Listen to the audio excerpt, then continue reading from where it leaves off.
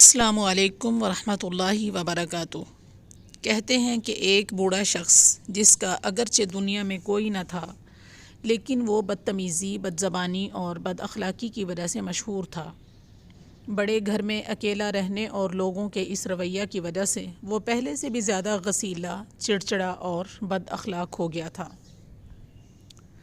ایک دن ایک غریب بچہ جو نیا شہر میں آیا تھا اور کوڑا کرکٹ جمع کرتا تھا، اس بوڑھے کے گھر کے سامنے سے گزرا۔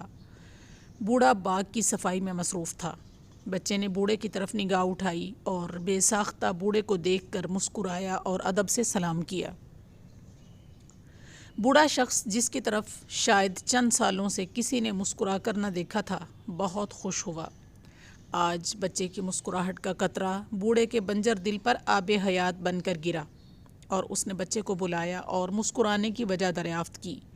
تو بچہ بولا، میری ماں نے کہا ہے کہ اگر زندگی میں کامیاب ہونا چاہتے ہو تو ہمیشہ دوسروں کو پہلا تحفہ مسکراہٹ کا دو۔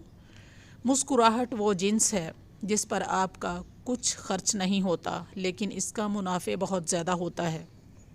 بوڑھا خوش ہوا اور بچے کو انعام دیا، اور پھر ہر روز بچہ مسکرا کر بوڑھے کو سلام کرتے ہوئے گزرتا، یہاں تک کہ ایک دن بچے کے گھر میں ایک وکیل آیا اور بولا، آج فلاں بوڑھا شخص مر گیا ہے اور اس نے اپنی جائیداد اس بچے کے نام کر دی ہے، اور اپنی وصیت میں لکھ گیا ہے کہ اس کی قیمت چند مسکراہٹوں کے ذریعے ایڈوانس ادا ہو چکی ہے۔ مضبوط ترین لوگ وہ ہوتے ہیں جو مشکل ترین لمحوں میں بھی مسکرانا نہیں بھولتے۔ دل میں غموں کا دریا بھی ہو تو آنکھ سے ایک قطرہ نہیں نکلتا۔ یاد رکھیں، گزر جانے والے کل کروڑوں تھے اور آنے والے کل بھی کروڑوں ہوں گے، لیکن آج فقط ایک ہی ہے۔ آج مسکراؤ اور خوش رہو کہ یہ پھر نہیں آئے گا۔ ذرا اپنے آپ سے سوال کرو کہ مجھے پوری طرح کھل کر زور سے ہنسے ہوئے کتنا عرصہ ہو چکا ہے۔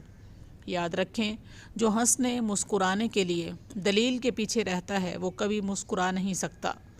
فقط ایک چیز کا خیال رکھنا ضروری ہے کہ انسانوں کو خوش رکھنے کے لیے اللہ کو ناراض نہ کیا جائے۔